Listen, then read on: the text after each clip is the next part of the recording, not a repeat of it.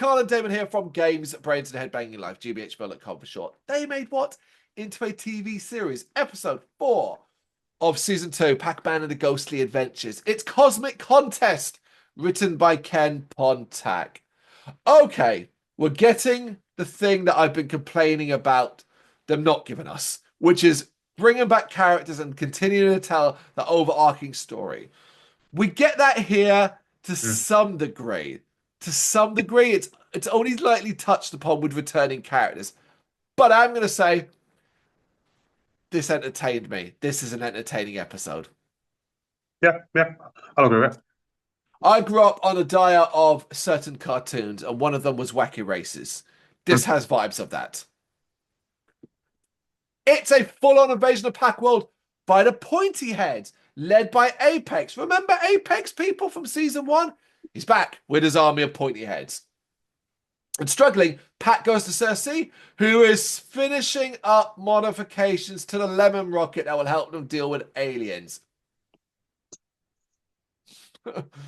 What? Yeah. Pac is pleased as they are getting beaten and starts to eat Cersei's nachos and bean dip. And it's suggested here that the recipe will really make Pac fart. And like immediately I was like, right, how is that going to come back in this? Like, how is this going to, the fact you've got to have your way to make a scene where he's eating a bean and nachos and bean dip and talking about it making him fart, it's going to come back. Yep, indeed. Spiral and Silly arrive needing a hoverboard recharge as Pac starts to fart and it stinks. Seeing the Pointy Heads attacking the restaurants, they've had enough. They head off to help and discover that after the new burgers are not the people. I don't get this. Do you? Like, No. it means nothing. It doesn't go I generally did not get it. No. But this does result in the most terrifying image so far. Pac turns into a fucking spider here and even creates webs to catch the falling Pac-Worlders. Arachnid Pac deals with the ships and gets one over on Skiba by webbing his mouth. It's creepy. It is creepy, but it's very well designed, but it's very, very, very creepy, yeah.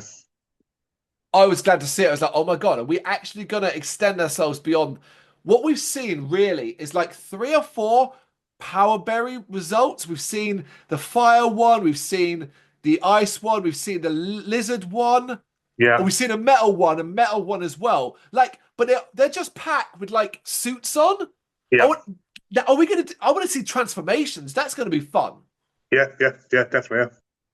Cersei calls Pac, reporting that the lemon rocket is ready, with the yellow one getting in and taking off. But not a moment too soon, as Betrayers and the Ghosts have found out about the invasion and decide to crash the party, sending the Ghost Gang first. Why? Why are you sending the Ghost Gang first?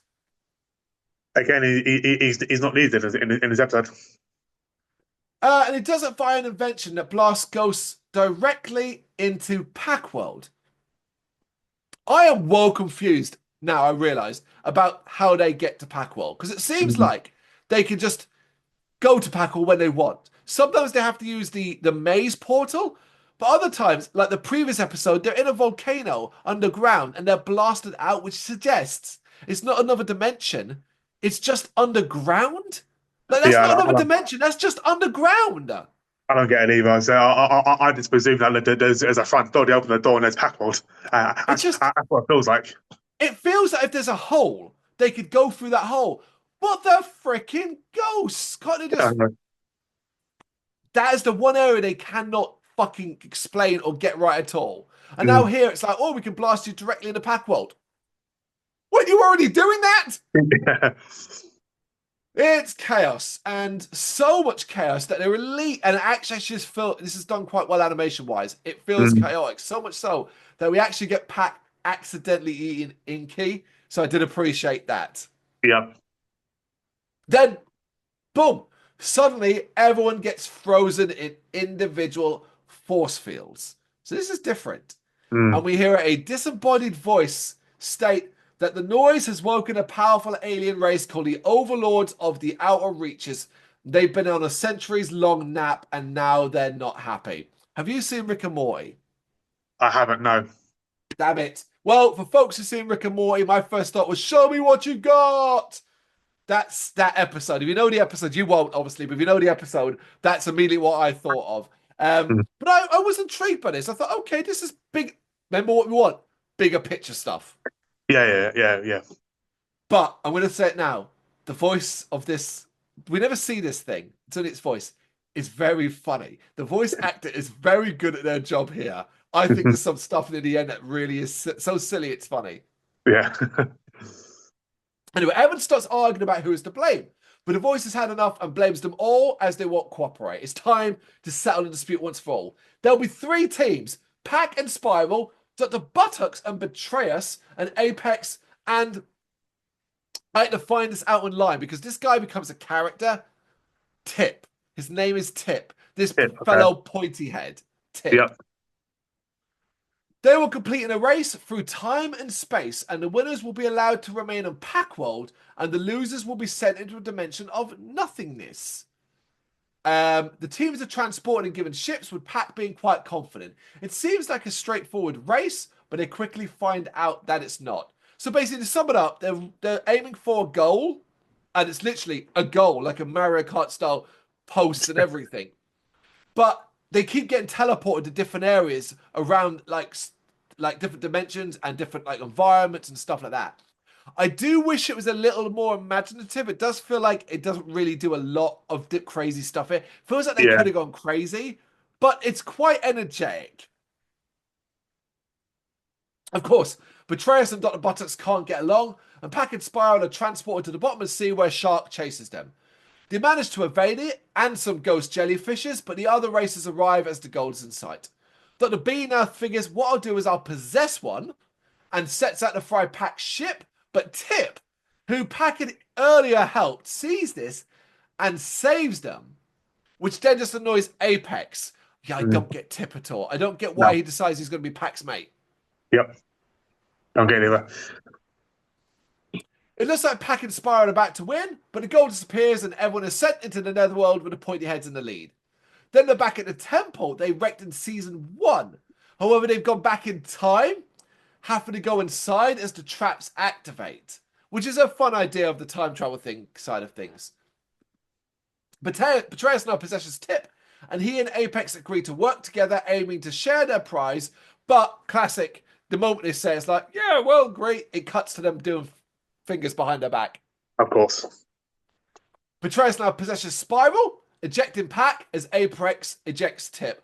At least they had a sense to do that. I did appreciate it. Yeah. Evan goes for another portal, and it looks like Betrayus is about to win, but nope, it's another portal.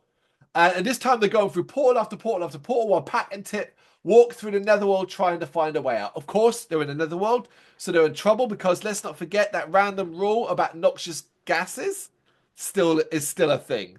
Yeah. They're about to be attacked by some monsters, but Tip is so strong he's able to take care of them easily. They're getting desperate though. They're able to ride a dragon through a portal that Betrayus goes through. The finish line is in sight, and both Betrayus and Apex are closing in it, but they now start to knock into each other because they're idiots and they're obviously going to betray each other, so they start to betray each other now. Of course. This allows Pac to Tip to catch up with them and knock them out of the way and cross the finish line, winning. However, 2 different people from 2 different teams in one car, and the overlords of the outer reaches, he's not happy about there being 2 winners. And basically he's like, no, you're going to do it you can't have 2 winners. But then we hear other voices saying basically, look, man, we just want to go back to sleep. Can you do something about this and all that? That made me laugh. Yeah. So they agrees, look, 2 winners. And as everybody showed teamwork, which they technically did throughout the episode, they showed teamwork. Nobody is banished. However, he warns them not to wake them up again, otherwise they will be annihilated. Finally, Pac and Spiral are picked up by Cersei in the Lemon Rocket as everyone else is left behind. And Pac and Tip agreed to be frenemies. I don't know.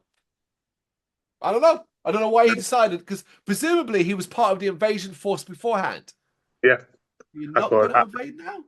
Yeah. I don't know. I know what frenemies means, but like it was a dumb sort of angle to get to the point here that really did make a lot of sense.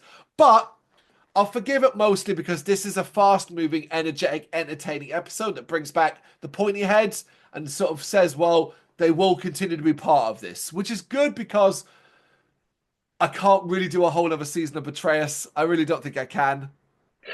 Do you not think that this episode could have been a lot more? Again, it could have been stretched into a longer episode or a two-part episode. Yeah, 100%. I'm really, as much as I find it's entertaining, I am still heavily disappointed by the fact that like they didn't show enough imagination with the races. They Yeah. just didn't do enough of that stuff. Like I want that stuff. We could have had so much more going on here. I almost feel like we could have done a two-parter, right, where the invasion is what we're focusing on in episode 1, and then when they're frozen and the disembodied voice arrives, that's like a to be continued, Mm. right? But we Yeah, we don't do that with this show. I mean, I don't think we're going to get, because we've only got like 20 episodes left. I don't think we're going to get what we want. Like Oh the God, whole, no. yeah. So, but I mean, they could have done like something. If Pac wins the race, the pointy heads will tell him where his parents are, or something like that. You know. Well, we are 30 episodes overall. You are right. We're not going to get what we specifically want. I do believe we will have more episodes that tie into the parents thing, and I do Yeah. believe potentially by the end we'll probably get to that point. But Mm. truth be told, I don't think I'll care. Well, I'm not sure I'll care. Give me Donkey Kong. Hey ho! Look at I miss Yeah. it. I miss it. I agree. However, this still over Viva Pinata, right? This still Yeah, over Viva Pinata, right? yeah, any day. Yeah. We've done a few of these shows, man, and yeah, this one's beginning to drag now. That was episode 4, Cosmic Contest. You got any thoughts you want to share with us? You know what to do. Let us know in the comments.